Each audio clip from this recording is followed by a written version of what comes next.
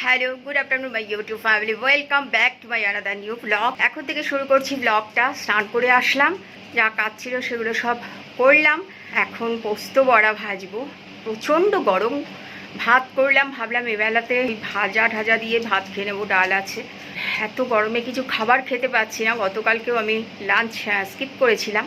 ভাতে জল দিয়ে রাখবো, রাত্রেবেলা জল ভাত, বড়া, আলু ভাজা এসব দিয়েই খাবো, কারণ খাওয়া যাচ্ছে না। এক্সেস গরম, এখানে প্রচণ্ড গরম। পুজো করতে যাব, দেখি আমাকে বুঝতে পারছো তো, বড়াটা চাপিয়ে দিয়ে পুজো করতে যাব, যাতে এসেই খেতে বসে যেতে পারি। আশা করি তোমরা সবাই খুব ভালো আছো, সুস্থ আছো। আমি ভালো আছি। দেখি আমার ভিডিও দেখো, তারা অনেকেই সাবস্ক্রাইব করনি। যদি আমার ভিডিও তোমাদের ভালো লেগে থাকে, অতি অবশ্যই চ্যানেলটিকে সাবস্ক্রাইব করে পাশে থেকো।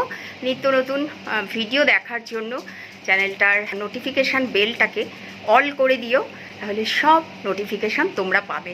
সাথে থাকো, পাশে থাকো, দেখতে থাকো।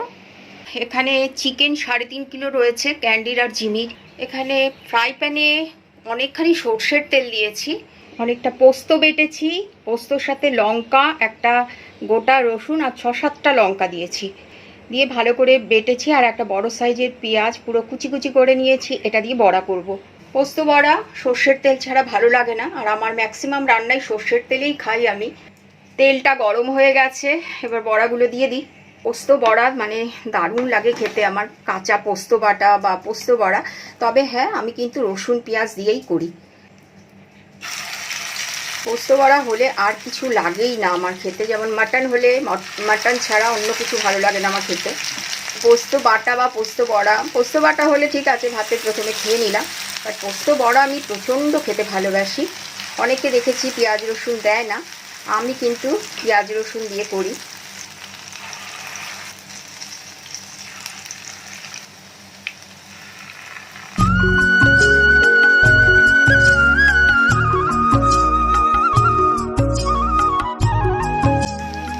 আমার বাটা বড়া এসব খেতে খুব ভালো লাগে।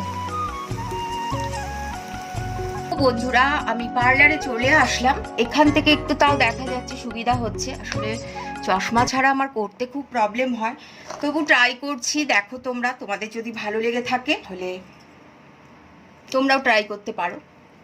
একটু ধূপকাঠি ছাই লাগিয়ে দিলাম। ধূপকাঠির ছাইও ফেলা যায় না আমার কাছে, অনেক দিন ধরেই করা হয় না। দেখো, জাস্ট এইভাবে ধরবে, যেহেতু এদিকটা তুলবো তাই এই এই যে গ্যাপটা দেখছো, এটার মধ্যে আমি আটকাচ্ছি। এই দেখো, এইভাবে বাঁ দিকে টানছি আর ডান দিক থেকে ওঠাচ্ছি, এইভাবে বোঝা যাচ্ছে। এইভাবে এই দেখো, বাঁ দিকে টানছি, ডান দিক থেকে এভাবে ওঠাচ্ছি।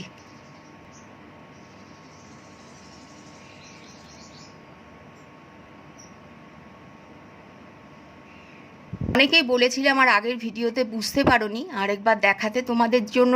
যারা বলেছিল আমার মনে নেই, আরেকবার দেখিয়ে দিচ্ছি। এইভাবে তুলবে।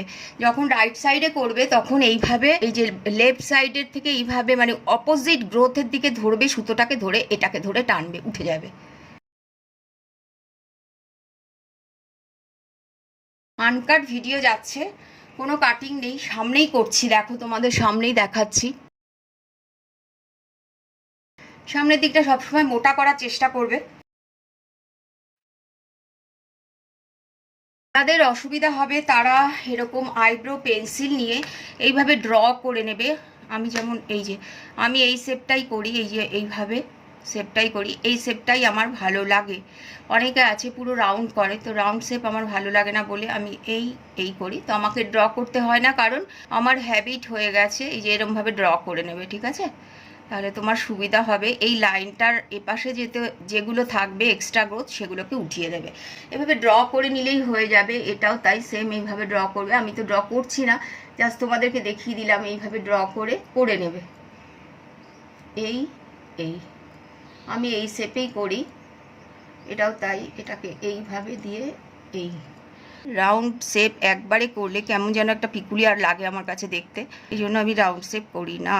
এইভাবে করে নেবে। আমি তোমাদের সুবিধার্থে আজকে ড্র করে দেখালাম, বাট আমার ড্র করতে হয় না, আমার একটা শেপ চলে এসেছে, আমি সেভাবেই করি সব সময়। এই ঠিক আছে। আর এর বাইরে যেগুলো থাকবে সেগুলো উঠিয়ে দেবে। এই জায়গাটা এরকমভাবে একটুখানি টেনে নেবে, এটাও তাই। এই জায়গাটাকে এরকমভাবে একটু করে নেবে, তাহলে তোমাদের খুব সুবিধা হবে।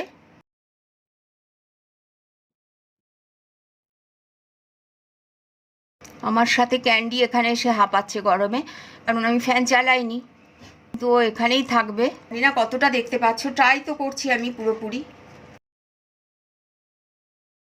একদিকেরটা আমার কমপ্লিট হয়ে গেল, দেখো ঠিক সেম ভাবে আমি এপাশেরটাও করব।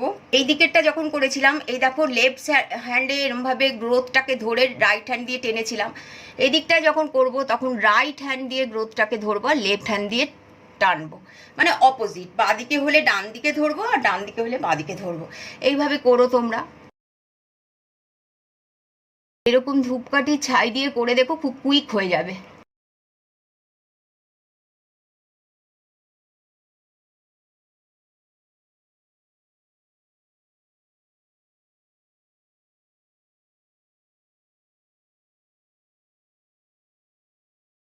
দেখো কমপ্লিট হয়ে গেল আমার, বুঝতে পারছো? দেখো সামনে থেকে দেখানোর চেষ্টা করছি, দেখো।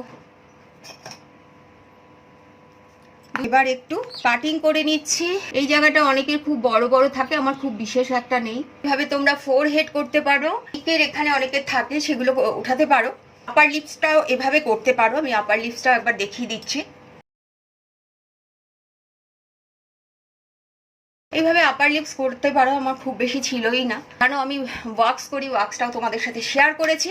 তো বন্ধুরা দেখে নাও, দেখতে পাচ্ছ? এই দেখো কেমন হয়েছে একটু জানিও আমাকে বন্ধুরা। এইভাবে কিন্তু তোমরা নিজেদের আইব্রো নিজেরা সেভ করতে পারবে বা আইব্রো থ্রেড করতে পারবে। একটু ট্রাই করো, নিশ্চয়ই পারবে। সব কিছুর পেছনেই চেষ্টা থাকে, চেষ্টা থাকলে মানুষ সব কিছু করতে পারে।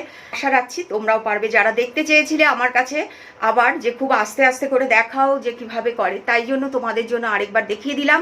কারণ এর আগে একবার দেখিয়েছিলাম, তোমরা বুঝতে পারোনি, একবার নয় দুবার দেখিয়েছিলাম, তোমরা বুঝতে পারোনি, সেই জন্য আরও একবার দেখালাম। শুধু একটু প্র্যাকটিস করো। আর ওই যে বললাম, কোনো কিছুই সংসারে ফেলা যায় না, ধূপকাঠি ছাই সেটাও ফেলা যায় না, সেটা আমি ইউজ করি। এইভাবে সুগন্ধিযুক্ত একটা ছাই থাকে, আর যেটা খুব খড়খড়ে টাইপের হয়, এটা দিয়ে আইব্রো থ্রেড করতে খুব সুবিধা হয়, খুব চটজলদি উঠে যায়। এরকম আরও ভালো ভালো রেমেডি বা আমার ডেলি লাইফস্টাইল বা চ্যালেঞ্জ ভিডিও নিয়ে তোমাদের সামনে আসবো। তোমরা প্লিজ আমার সাথে থেকো, পাশে থেকো, আর দেখতে থেকো, চ্যানেলটিকে সাবস্ক্রাইব করো। সকলে খুব ভালো থেকো, সুস্থ থেকো। টাটা বন্ধুরা, বাই।